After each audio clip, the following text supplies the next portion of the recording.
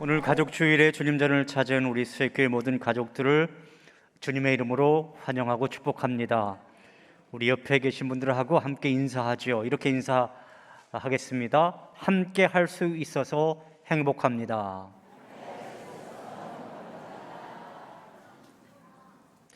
저는 오늘 이 시간 몸이 약한 어느 한 소년의 이야기를 여러분들에게 들려드리면서 오늘 말씀을 시작할 거예요. 호철이라고 하는 아이가 있었어요. 이 아이가 몸이 너무 약했대요. 여름철 아침이면 조회를 하다가 쓰러져서 양호실로 실려간 적도 여러 번 있을 정도였으니까요. 체육 시간에 오래 달리기 하면 꼴찌는 언제나 호철이 몫이었다라고 그래요. 특히 남녀공학, 그 중학교에 막 입학하면서부터 체육 시간만 되면 호철이의 자존심은 달팽이처럼 움츠려들었대요. 이제 중학교 2학년 되던 해에 개교 기념 행사로 10km 단축 마라톤 경기가 있을 예정이었어요. 여기서 호철이는 그동안의 자존심을 회복해야 되겠다, 그런 생각을 갖게 되었어요. 그래서 마라톤 시합이 있기 보름 전부터 집 근처 공원에 가서 하루 1시간씩 마라톤 연습을 하곤 했어요. 마라톤 경기가 있던 날은 날씨가 참 좋았어요. 마라톤 출발선에 선 호철이는 자신이 좋아하는 소연이를 보자 이 소연이를 짝사랑하고 있었거든요. 아무튼 끝까지 포기하지 않겠다고 다짐을 했어요. 이제 100여 명의 학생이 출발 신호가 떨어지자 일제히 달리기 시작했습니다. 한참을 달리다가 경사진 언덕을 오를 때 호철이는 갑자기 가슴이 뻐근해지고 숨이 턱까지 차오르는 거예요. 겨우 1km밖에 안 뛰었는데 9km가 남았는데 호철이의 체력이 급격히 떨어졌던 것이죠. 그리고 뒤를 돌아보았는데 호철이는 자신의 뒤에 달리는 친구가 아무도 없음을 알게 되었어요. 100명이 뛰었는데 지금 몇 등 하고 있는 거예요? 꼴찌. 100등 하고 있는 거예요. 그래서 그도 마음으로 포기하려고 하는 마음을 먹었어요. 그런데 그때 사람들의 환호성과 박수가 일제히 막 터져 나오는 거였어요. 그것은요, 바로 자신의 뒤에서 딸리는 꼴찌에게 보내는 갈채였어요. 호철이는 꼴찌가 아니었던 거예요. 호철이는 뒤에 누군가가 있다 생각하고 다시 힘을 내서 열심히 달리기 시작했어요. 자신의 뒤에서 누군가 달린다라고 하는 안도감에 이제 호철이는 9km까지 열심히 달렸고 이제 경기는 종반에 이르게 되었어요. 호철이는 꼭 완주도 하고 싶었지만 그날만큼은 나는 꼴찌를 면해야 돼, 그런 생각을 갖게 되었어요. 마지막 힘을 다해 교문을 들었을 때까지도 꼴찌는 호철이와의 거리를 좁히지 못했어요. 그런데 잠시 후 그 뒤에 오던 친구가 결승점 얼마 남기지 않고 경기를 중도에 포기했다라고 하는 사실을 알게 되었어요. 호철이는 왠지 마음이 아팠지만 그래도 끝까지 뛴 자신이 자랑스러웠어요. 그리고 맨 꼴찌로 달리는 사람이 과연 누굴까 궁금하기도 했어요. 집으로 돌아온 호철이는 그날의 일을 부모님에게 신바람 나듯이 이야기했어요. 그리고 그날 호철이는 피곤한 줄도 모르고 열심히 공부하고 있었는데 그때 부모님 방 안에서 아버지의 신음소리가 들려오는 거예요. 아이고 죽겠다, 아이고 죽겠다 하는 거예요. 호철이는 자신처럼 몸이 약한 아버지이시기에 아마도 밖에 나가서 일하시다가 힘들게 일하셨나 보다 생각을 했어요. 그러나 그 다음날 아침 호철이는 왜 아빠가 그렇게 아파하셨는지 알게 되었어요. 바로 어제 꼴찌로 달리던 사람이 바로 아빠였다라고 하는 사실을 선생님으로부터 들었던 거죠. 아빠가 아들 호철이에게 자신감을 심어주기 위해서 호철이 모르게 담임 선생님과 이야기를 한 후에 그렇게 단축 마라톤 대회에 조심스럽게 뒤에서 달려주었던 것이죠. 사랑하는 어린이와 그리고 청소년 여러분, 지금도 여러분들의 부모님은 여러분들이 잘 달릴 수 있도록 뒤에서 남 모르게 눈물 흘리며 헌신하고 있음을 기억했으면 참 좋겠어요. 그리고 부모된 우리 성도 여러분, 여러분 모두는 여러분의 자녀들이 잘 달릴 수 있도록 기도하고 응원해 줄 수 있었으면 참 좋겠어요. 그렇게 함으로 여러분의 가정이 하나님이 기대하는 행복한 가정, 축복된 가정이 되시기를 주님의 이름으로 축복합니다. 오늘 우리 교회는 모든 가족들이 한 자리에 모여 함께 예배드리는 그러한 가족 주일입니다. 가족 주일이 되면 목사님은 두 가지가 생각이 나요. 하나는 자녀 양육을 어떻게 할 것인가라고 하는 문제이고요, 또 하나는 그런 부모의 역할은 어떻게 해야 할 것인가, 이것을 생각나게 하는 날이에요. 세상에는 자녀 교육에 대한 좋은 방법론들이 많이 나와 있지요. 유명한 교육학자들이 만들어낸 교육 방법론 너무 많이 나와 있습니다. 학설들도 참 많고 이론도 참 많아요. 그렇지만 저는 그 중에서 가장 권위 있는 교육 이론과 방법론을 여러분들에게 이 시간에 말씀드리고자 합니다. 성경에 보면 유대인들이 자녀 교육의 헌장처럼 여기는 말씀이 있어요. 이 말씀은 유대인들은 뭐라고 부르느냐면, 한번 따라 해볼까요? 쇠마, 그렇게 불러요. 이 쇠마라고 하는 말은 전통이라고 하는 그런 뜻이 담겨져 있어요. 유대인들의 가정에는 집집마다 이 쇠마라고 하는 상자를 보관해 둔다고 합니다. 그리고 아침 저녁으로 그 쇠마의 말씀을 꺼내서 읽는다라는 것이죠. 오늘 우리가 함께 읽은 본문의 말씀이 바로 이 쇠마에 대한 말씀입니다. 그리고 이 쇠마 교육은 우리에게 세 가지 강조점을 말씀해 주고 있어요. 그 세 가지가 무엇인지 제가 여러분들에게 말씀을 드리겠습니다. 첫째로, 먼저 어른인 너희가 하나님을 사랑해야 한다, 그렇게 말씀하고 있습니다. 한번 따라 해볼까요? 하나님을 사랑해야 한다. 어른들 보고요, 먼저 너희가 하나님을 사랑해야 한다라고 하는 거예요. 아이들에게 신앙을 가르쳐 주기 전에 너희가 먼저 그렇게 하나님을 사랑해야 한다라고 하는 것이죠. 그 말씀이 오늘 성경 본문에 있어요. 4절과 5절에 있는 말씀인데요. 자, 이 말씀 같이 한번 우리 앞에 있는 자막을 보면서 읽어볼까요? 이스라엘아 들으라, 우리 하나님 여호와는 오직 유일한 여호와이시니 너는 마음을 다하고 뜻을 다하고 힘을 다하여 네 하나님 여호와를 사랑하라. 아멘. 자녀들에게 하나님을 사랑하고 가르치기 전에 어른인 너희가 먼저 하나님을 사랑해야 하고, 자녀들에게 말씀을 따라 살라 그렇게 말하기 전에 어른인 너희가 먼저 말씀을 따라 살아야 한다라는 거예요. 자녀에게 가르치기 전에 어른이 먼저 바른 신앙에 서 있어야 한다라고 하는 것이죠. 왜냐하면 부모가 믿음을 따라 바르게 살지 않으면서 자녀들에게 너 믿음으로 살아라 그렇게 말하면 자녀들이 듣겠습니까? 말로는 가르칠 수 있을지 몰라도 그리 효과가 없을 거예요. 왜냐하면 자녀들에게 있어서 최초의 스승이자 최고의 스승은 누구이기 때문에? 바로 엄마, 아빠, 부모님이기 때문에 그런 거죠. 부모가 어떤 일이 있어도 주일은 하나님께 예배드리는 날이야, 그렇게 못 받고 철저하게 아빠와 엄마가 먼저 주일 성수하면 자녀들도 철저하게 주일을 지키게 되어 있습니다. 그리고 부모님이 먼저 교회에서 열심히 헌신하고 봉사할 때 아이들은 어려서부터 교회 생활은 바로 저렇게 하는 것이구나 생각하고 봉사하는 하나님의 일꾼으로 성장하게 되어 있다라고 하는 거예요.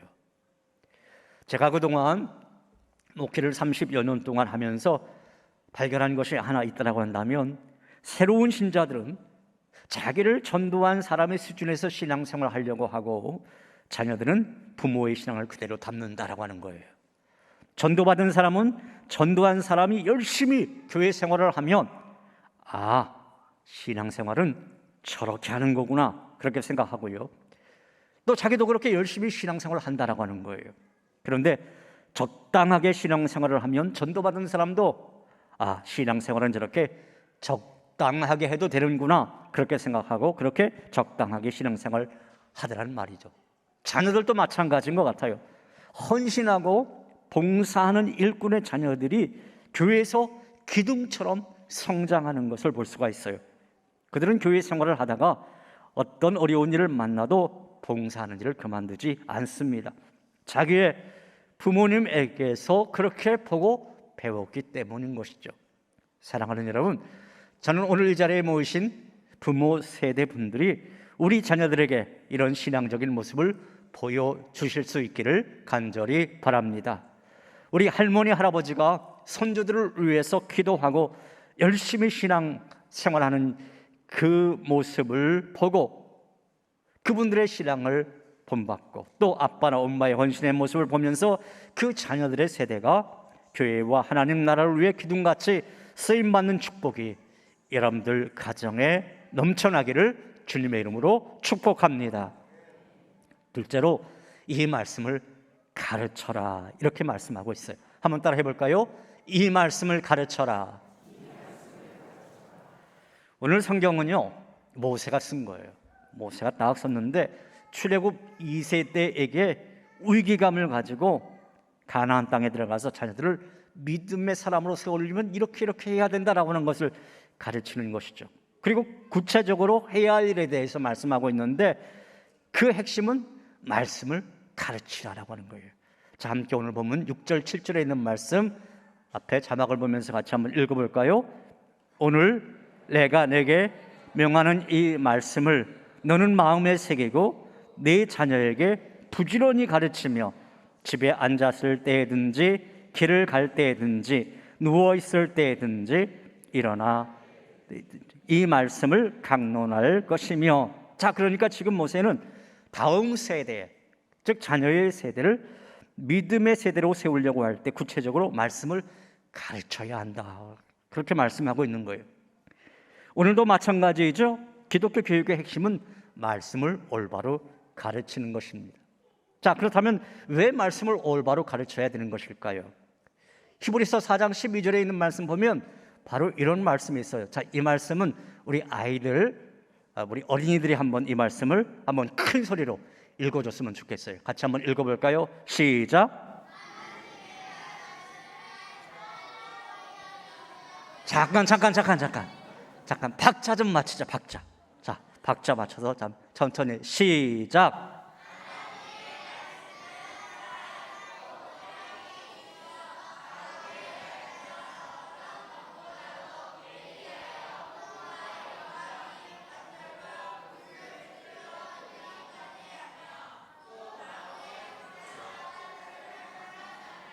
아멘. 읽기는 읽었는데 너희들 이 말씀이 무슨 말씀인지 알겠니? 그래. 자, 그러니까 하나님의 말씀은 생명이 있다라고 하는 거예요. 또 하나님의 말씀은 능력이 있다라고 하는 거예요. 그래서 우리의 영혼을 살릴 수도 있고 또 하나님의 백성으로 살 수 있게 한다라고 하는 거예요. 우리가 베드로의 이야기 잘 알잖아요. 누가복음 5장 5절에 보면 베드로가 이런 말씀을 해요. 내가 말씀을 의지하여 그물을 내리겠습니다, 그런 말을 해요. 베드로가 고기를 잡지 못해 조업을 끝나고 정리하고 있었어요. 그러나 예수님께서 말씀하시자 그 말씀을 믿고 다시 그물을 던지겠다, 그렇게 말하고 있는 대목이죠. 그러니까 주님의 말씀이 베드로를 움직이게 했던 거예요. 여러분, 이렇게 하나님의 말씀은 살아있고 활력이 있는 거예요. 제가 지난주에 어떤 꼬맹이로부터 카톡을 받았어요. 카톡. 엄마에게 대신 카톡을 보내달라고 했던 거예요. 무슨 카톡이 있냐면, 목사님, 저 오늘 너무 아파서 교회 못 가요. 근데 제가 교회 안 가면 목사님이 마음에 걸릴까 봐 엄마한테 부탁을 한 거예요. 그런 카톡을 보냈어요. 아니, 지가 교회 안 나오든 내가 지한테 신경 써야 되나? 그런데 생각해 보세요. 와, 목사님이 나를 위해 기도하고 있어? 그래도 나는 교회에 있어야 될 아이야, 그 시간에. 그 생각을 했던 거죠. 그 아이가 누구냐면 요놈이에요, 요놈. 야, 너야 너. 은찬이 너, 그지? 예. 저 아이가 2부 예배 시간, 그 정해진 예배 시간 되면 엄마 따라서 항상 요 자리에 앉거든요. 어린이 예배도 가서 드리지만, 유치부 예배 드리지만 저 자리에서 항상 예배를 드려요. 그런데 너무 아프대요. 목사님, 나 열이 40도까지 올라가요. 음성 메시지도 보냈어요. 네. 40도까지 올라가는데요. 그래서 너무 아파요. 그런데 다음 주에는 제가 꼭 교회 올게요 했는데 오늘 왔어요. 네. 한번 박수 좀 쳐줘요.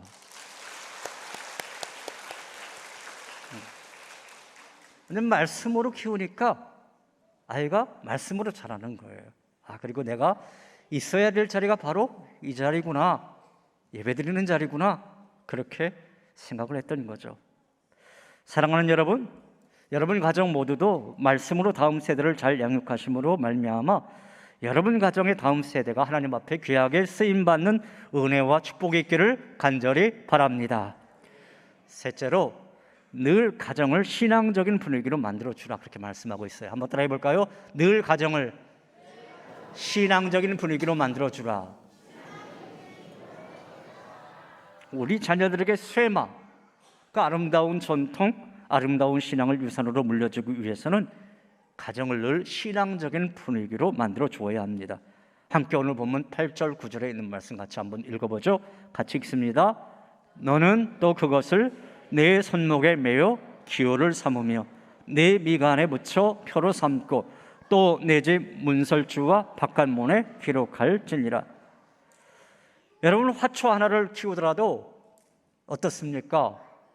저는 화초를 잘 못 키워요. 그런데 왜 잘 못 키우나 했더니 햇빛을 잘 들게 안 해줬고 또 바람을 이렇게 그 통풍이 잘 될 수 있도록 좋았어야 되는데 그것을 잘 못하고 있더라고요. 그래서 그렇구나, 햇빛이 잘 들고 통풍이 잘 돼야 화초가 꽃을 피우는구나, 그런 생각을 갖게 되었어요. 하물며 백제와 같이 순수하고 깨끗한 이 어린 영혼들이 자라나는 데 있어서 당연히 좋은 환경이 있어야 되겠죠.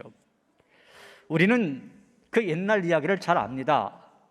아들 맹자를 좋은 환경에서 교육시키기 위해서 3번이나 이사를 했다라고 하는 그 유명한 한자가 있어요. 그 한자가 뭐냐면 맹모 삼천지교라고 하는 한자예요. 우리 꼬맹이들 저 한자 알겠어요? 그래도 한번 아는 체 하세요. 한번 따라 해볼까요? 맹모 삼천지교. 좋은 환경이 좋은 사람을 만든다라고 하는 그런 뜻이죠.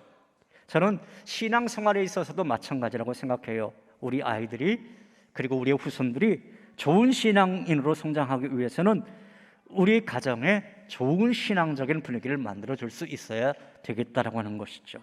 그렇다면 오늘 이 예배를 드리는 여러분들 가정의 신앙적인 분위기는 어떻습니까?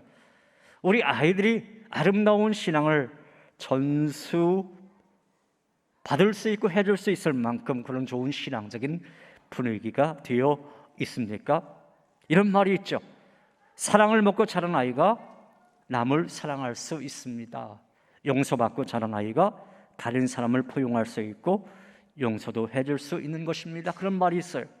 세상은 험하지만 험한 세상에서 믿음으로 세상을 이기며 살아가는 아이들이 되길 원한다면 믿음을 먹고 자라가야 한다라고 하는 거예요. 신앙적인 분위기가 이래서 중요한 것입니다.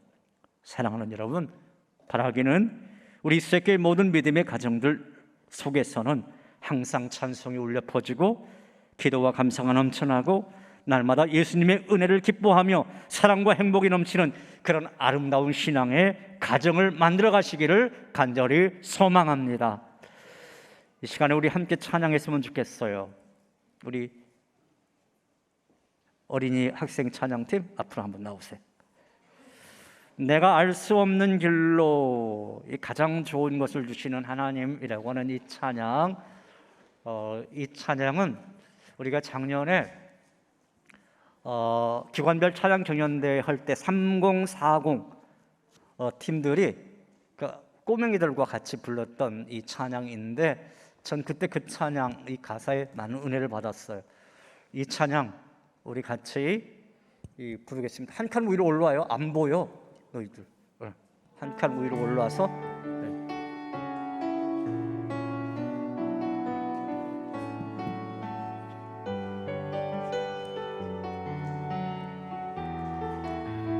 내가 알 수 없는 길로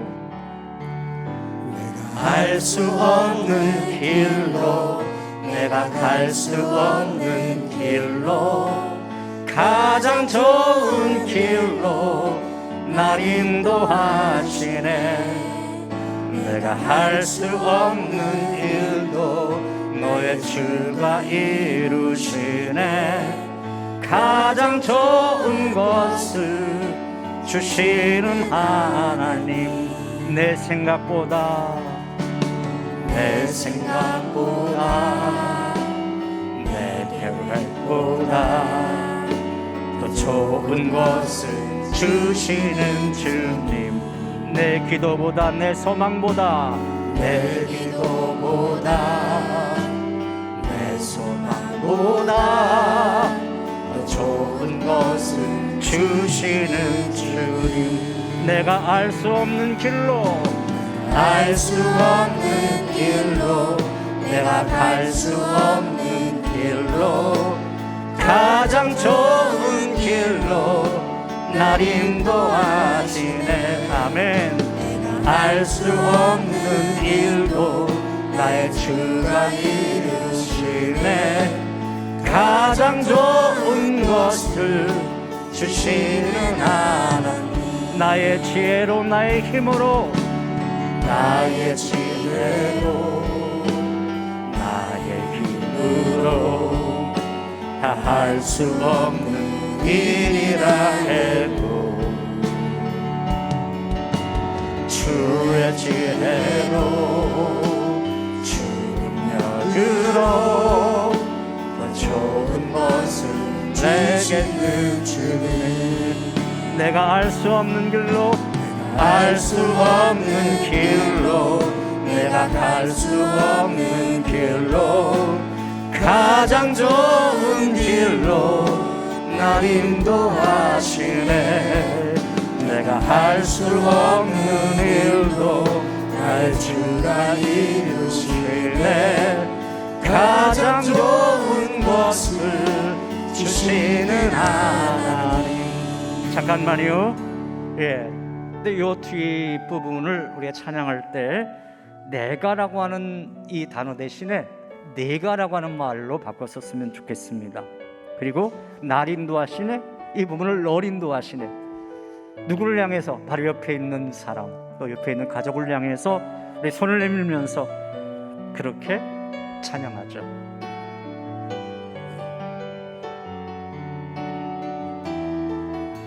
내가 알 수 없는 길로 내가 갈 수 없는 길로 가장 좋은 길로 널 인도하시네. 내가 할 수 없는 일도 너의 주가 이루시네. 가장 좋은 것을 주시는 다시 한번 내가 할 수 없는 일도 내가 갈 수 없는 길로 가장 좋은 길로 널 인도하시네. 내가 할 수 없는 일도 너의 주가 이루시네. 가장 좋은 것을 주시는 하나님, 가장 좋은 것을 가장 좋은 것을 주시는 하나님. 할렐루야.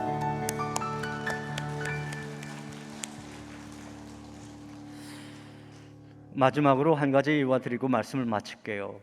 어느 가정의 이야기인데요. 이분은 정말 남부럽지 않은 가정에서 자랐고 모두가 부러워하는 신랑감을 만나서 결혼을 했다라고 그래요. 그야말로 선남 선녀가 만나서 가정을 이룬 거지요. 그런데 놀랍게도 딸을 낳았는데 그 아이가 정신지체 장애인이었다라고 하는 거예요. 처음에는 너무 놀랐어요. 그리고 부끄럽기도 하고 울기도 많이 울었다라고 그래요. 자기들에게 이런 아이가 태어났다라고 하는 것 도저히 받아들일 수 없더라는 것이죠. 그래서 하나님을 원망하기도 하고 아이가 너무도 미워지기 시작하는 거예요. 그러던 중에 부부가 하나님 말씀을 듣다가 또 하나님 말씀을 묵상하다가 크게 깨닫게 되었다라고 하는 거예요. 하나님께서 특별히 자기 자녀에게, 자기 부모에게 이 아이를 보내주셨다라고 하는 것을 깨달은 것입니다. 그러면서 생각을 바꾸게 되었다라고 하는 거예요. 하나님께서 보내신 이 아이를 사랑으로 잘 양육해 보자 다짐을 하게 되었어요. 그러고 보니 이 아이가 비록 정신지체로 누구의 도움 없이는 아무것도 할 수 없지만 그 성품이 천사처럼 곱고 예쁜 것을 발견하게 되었어요. 자기들이 힘을 다해서 이 아이를 이제는 지극정성으로 돌보기 시작했어요. 감사하게도 이 아이가 조금씩 나아지기 시작하는 거예요. 그래서 학교도 가게 되었고 심지어 어느 날 이 아이가 학교 숙제로 편지를 보냈는데 바로 이런 글을 썼어요. 엄마 아빠 정말 고마워요. 나를 딸로 사랑해줘서 고마워요. 그날 부모는 서로 부둥켜 안고 한없이 울었다라고 그래요. 이분은 이 아이 때문에 자기들이 너무도 큰 복을 받았다 그렇게 고백을 했습니다. 우선 하나님을 의지하지 않을 수 없어서 믿음으로 살다 보니까 믿음의 복을 받게 되었다라고 하는 것이죠. 그리고 부부는 함께 하지 않을 수 없어서 협력하다 보니까 정말 부부가 깊이 사랑하고 서로 존중하게 되었다라는 것입니다. 그리고 딸이 아름답게 자라는 것을 보면서 행복을 느끼게 되었다라는 것입니다. 그래서 자식을 선물이라고 생각하게 되었다라고 그래요. 여러분, 자식은요 누구에게는 원수도 되고 또 누구에게는 선물도 될 수 있습니다. 그 차이가 어디서 오는 것일까요? 그 아이를 원수로 만들거나 그 아이를 선물로 만드는 것은 다 부모 자신인 것입니다. 부모가 어떻게 자녀를 양육하느냐에 따라서 그 아이는 원수도 될 수 있고 또 그 아이는 선물도 될 수 있는 것입니다.